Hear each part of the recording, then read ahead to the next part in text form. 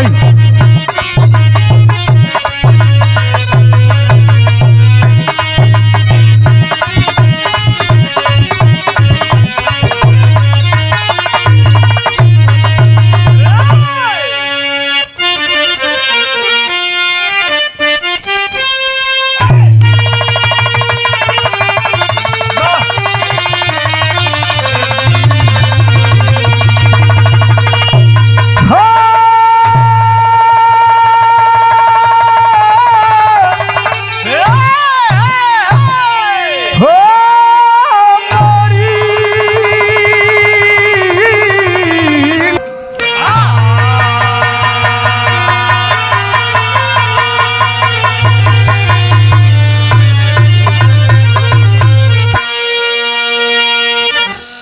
अच्छा भैया, हम भोजपुरी बिरहा लोकगीत के कलाकार Brijesh Lal Yadav and puri party की तरफ से आप लोगों के बीच में एक छोटा सा बिरहा प्रस्तुत करने जा रहा हूँ। आशा ना विश्वास हो आप लोगों के जरूर पसंद आई। हमारे स्टूडियो के मालिक राजा राम नरेश जी के देख रेख में रिकॉर्डिंग होके जा रहा बा। आवा 4 लाइन भूमिका के अंदर में कहना है।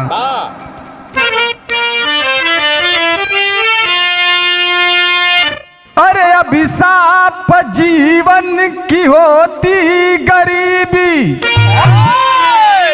गरीबी में अपना न कोई करीबी, गरीबी से बढ़कर नरक कुछ न दूजा, करीबी में होता न कोई करीबी, सहारा वही मात्र मालिक का होता, अरे जिसने बनाया ये दुनिया जमाना, अरे करवट बदलती है तकदीर यारो, तो मिलता सरातल में खोया खजाना।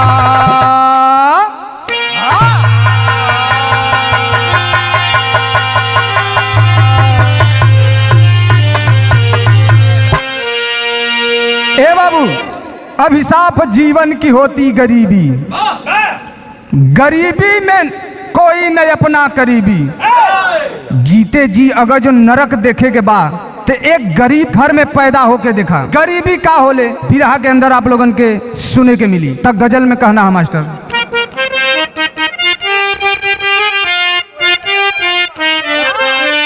कि जे आपन रहे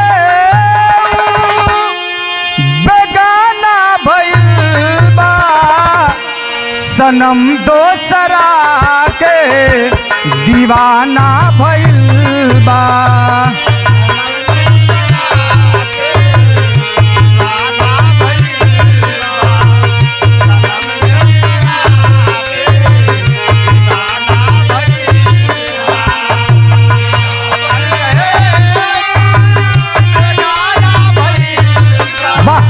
क्या बात है, क्या बात है, बेगाना भाई जय हो।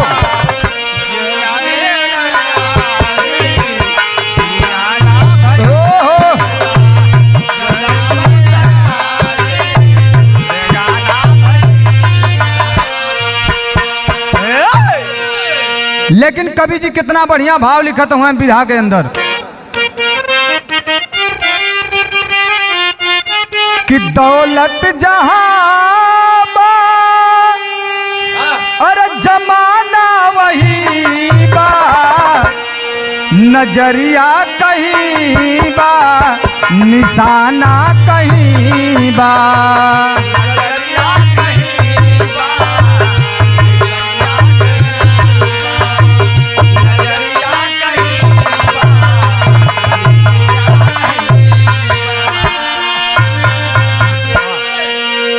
हमारे बिरहा के अंदर कवि जी को नजम के लाइन में लिखना पड़ा। कैसे?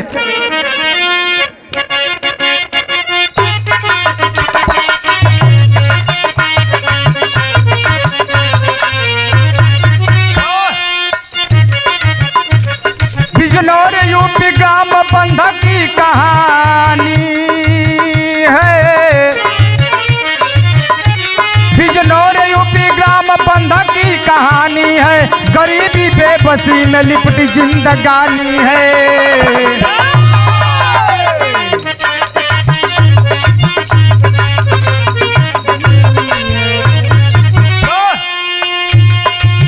चोट तकदीर का अलगू का एक्सीडेंट हुआ, चोट तकदीर का अलगू का एक्सीडेंट हुआ, कटा एक पैर तुझे शुगर का पेशेंट हुआ।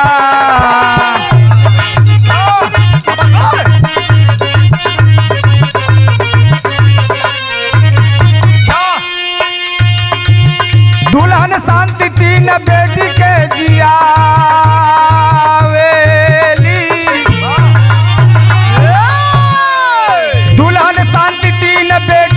जियावेली बाजार जाती भीख मांग करके लावेली।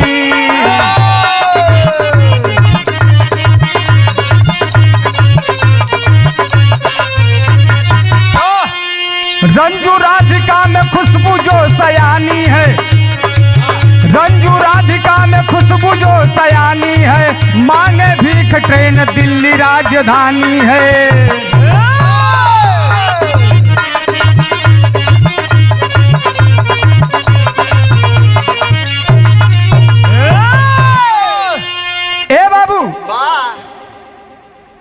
बिजनौर यूपी के अंदर पड़ा था, एक गांव पड़ा था, जो ने गांव का नाम बतावल गया है बंधा।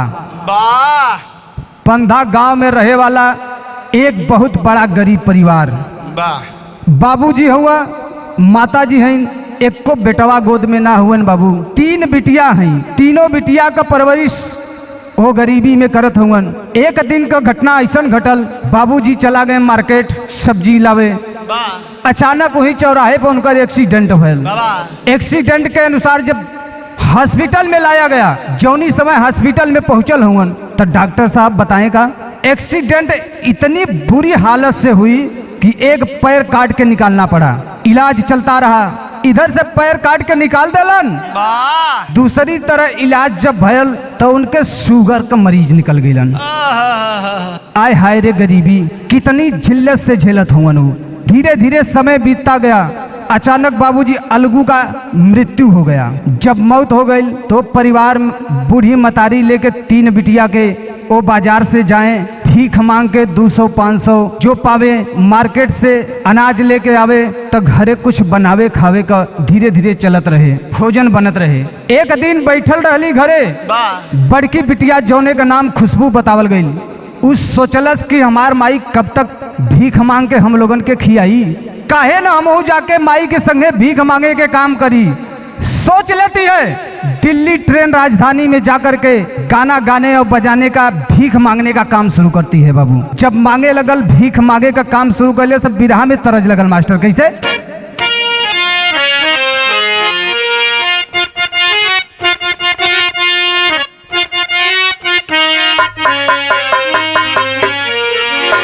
तुहे तरज का लाइन है, अरे तोह के माई सिखवली हो, तोह के माई सिखवली, अरे ना सहुरवा जनाला, अरे सनुरवा हो दुल्हा धीरे से डाला।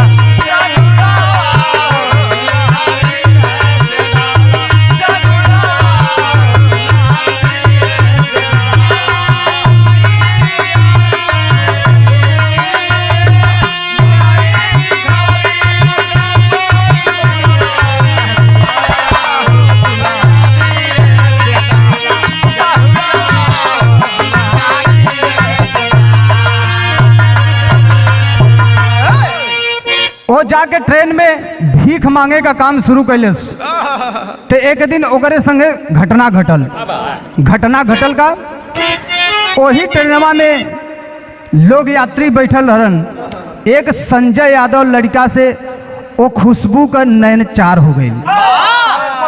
प्यार हो गई। हाँ, जब नैन चार हो गई तब बिरहा में भाव लिखलन कवि जी, कितना बढ़िया।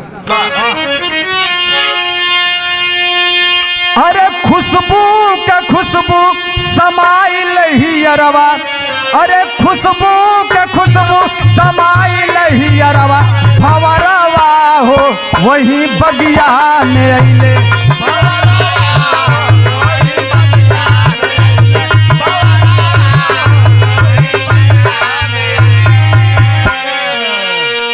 जब प्यार हो गई लो खुशबू से संजय यादव नाम के लड़का से, 2 दिना 4 दिना 10 दिना वो ट्रेन में देखले से बाबू।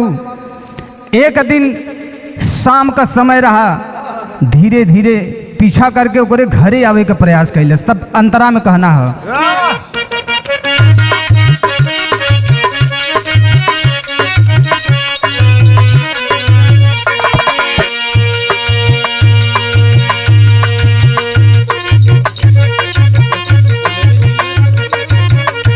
दिन ट्रेनवा में मुलाकात कैले, 3 दिन ट्रेनवा में मुलाकात कैले। 30,000 रुपया भीख दे दिहले।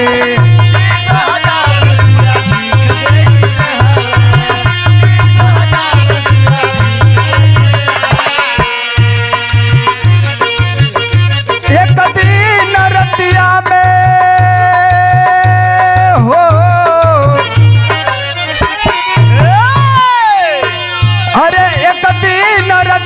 में आ गईले घरवा भवरवा हो वही बगिया में अइले।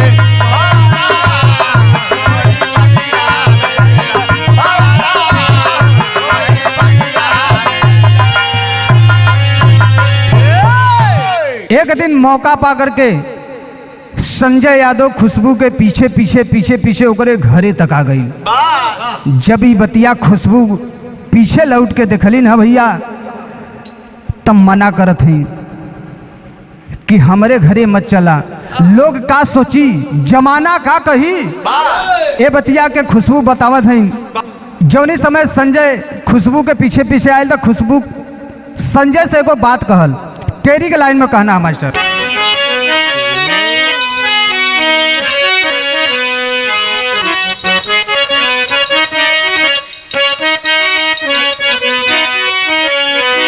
अरे नवरिया नवरिया बहती धारा में चली।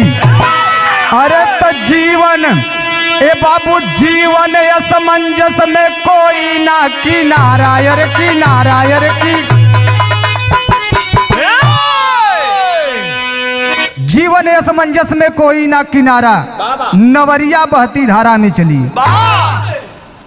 संजय के समझावत है, उ खुशबू बतावत है कि जैसन तू सोचत हुआ ऐसन कोनो बात ना है।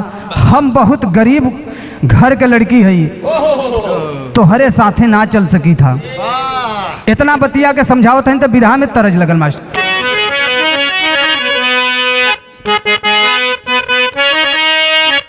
तो विदेशिया के अंदर मास्टर साहब कितनी अच्छी बात लिखलन।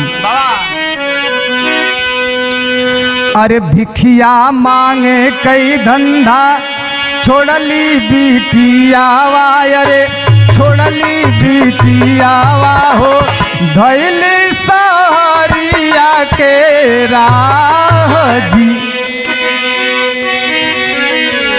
4-6 महीना बीते आवेली घरमा बाबू, आवेली घरवा हो गौआ के लोग करे डाह जी। हे बाबू, ओ संजय के साथ ओ लड़की के गांव वाले देख लेलन। जब देख लेलन तब पकड़ के संजय के बड़ी मार मरलन। जब मार मरलन बोला के 100 नंबर पुलिस वाले के हाथ में दे देलन। संजय तो पुलिस चौकी पे चला गया, लेकिन एहर गांव वाले उस लड़की के इतना शासत कैलन, इतना शासत कैलन, अंत में आके ओके गांव छोड़ के जाए के पड़ल।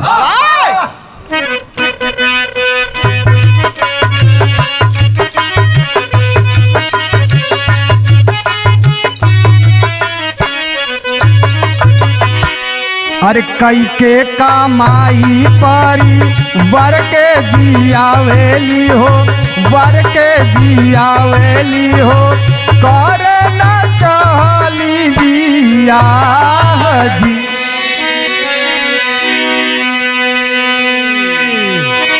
ए बाबू, ओ खुशबू अपने मन में प्रतिज्ञा कर लेलस कि एगो बूढ़ी माई है, 3 बहन, परिवार के कैसे परवरिश हुई। विचार कर लेलस कि मैं शादी नहीं करूंगी। 4-6 महीना पे शहर चली आई। शहर आइले के बाद कौन नौकरी करत है, का काम करत है, कोई के पता ना है। जब शहर से 4-6 महीना पे अपने घरे जाएं तो लोग गांव के बड़ा ताना मारे, बतिया के सही ना पावे। यहाँ से गांव छोड़ के शहर में रहे लागल। तब पहपट में कहना भाई चल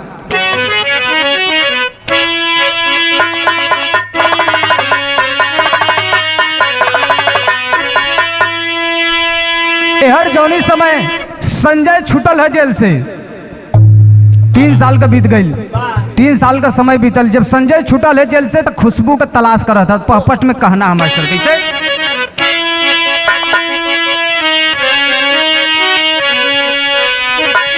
अरे खोजे संजय हो गईले हताश प्यास बा खुशबू के। अरे खोजे संजय हो गईले हताश प्यास बा खुशबू के। अब 3 साल तक जारी रहल तलाश प्यास बा खुशबू के।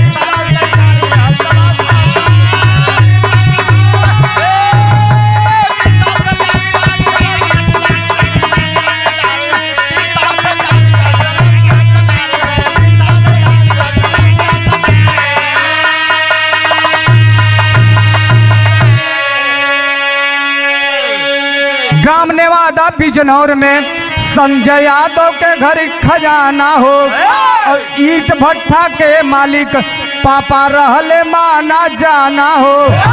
अरे और संजय के शादी के रखाइल 3 प्यास बा खुशबू के।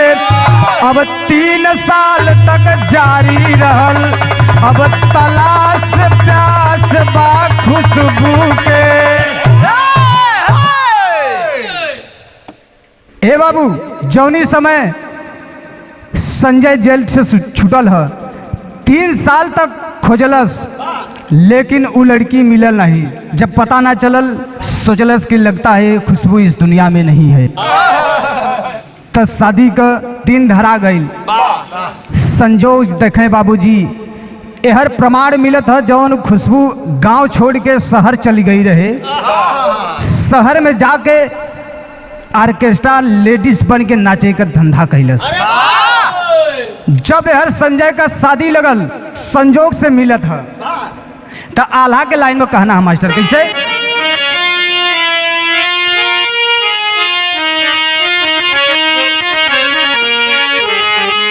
अरे प्यार वो मकार के अरे आकार दुनिया में भैया।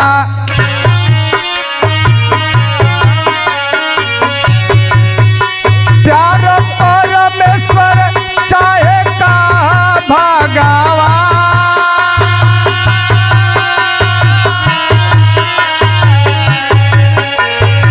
संजय का पापा राजय दरिया दो रहले भैया।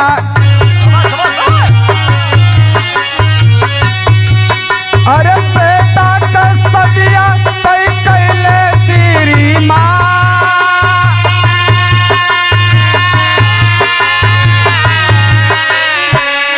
कंदवा टोला रहल 5 कोस दूरिया भैया।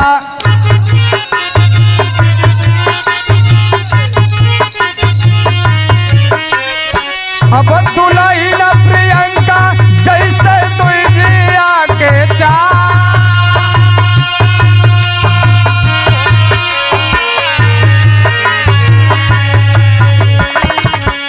ए बाबू, संजय के घरे से 5 कोस दूर पे संजय का पापा संजय का शादी तय कर दिलन विमल यादव के घरे।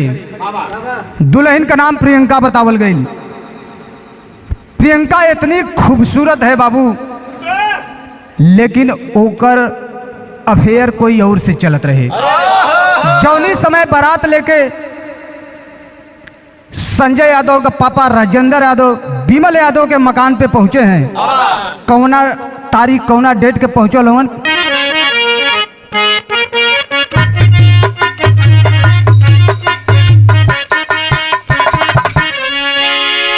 अरे 5 फरवरी 2024 के दिनवा भैया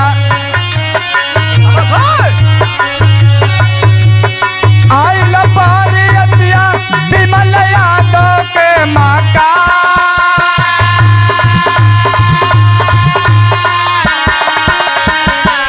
जमल यार कृष्णा बाकी लागी ना दुअरवा बाबू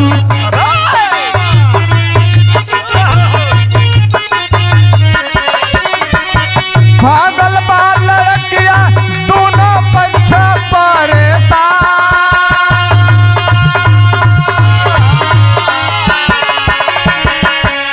नाचती न लेडीज एक खुशबू नचनिया भैया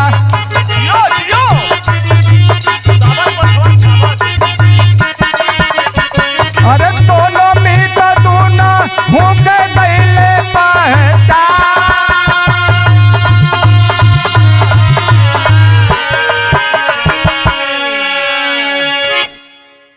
जौनी समय राजेंद्र यादव विमल यादव के मकान बारात लेके पहुंचते हैं बाबू। बारात दुवरे लगल एहर पता चलत है कि लड़की के हूँ और के संगे भाग गई। असमंजस में दोनों पक्ष परेशान है और ऑर्केस्ट्रा जमल है। जब ऑर्केस्ट्रा चलल है तो दुल्हा जाके अपने कुर्सी पे बैठल बा और जब ऑर्केस्ट्रा चलत रहे बाबू वही में उजौन खुशबू गौवा से शहर चली गई रही। संजय यादव का प्रेमिका जो रहल वही ऑर्केस्ट्रा में लेडीज का नाच नाचे का काम कैलस। दोनों 3 साल के बाद बाबूजी देखलन नयन मटक्का भइल पहचान गईलन।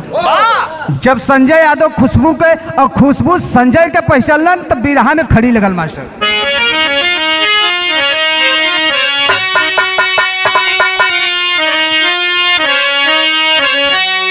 अरे ऑर्केस्ट्रा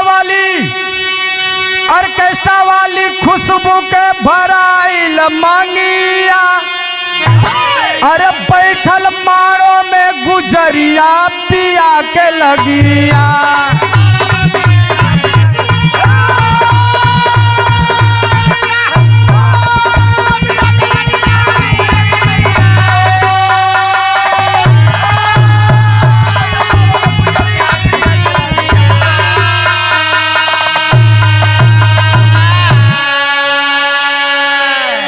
विमल यादव सब दहेज दिए। अरे बिह से राजेंद्र हो अब बाराती के अंदर अरे बाराती के ताली गुजल जनवासे के अंदर हो।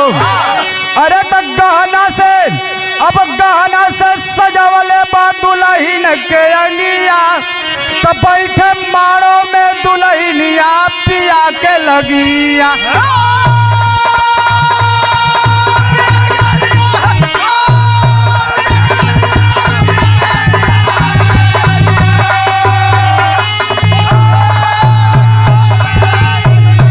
जिया बहादुर जिया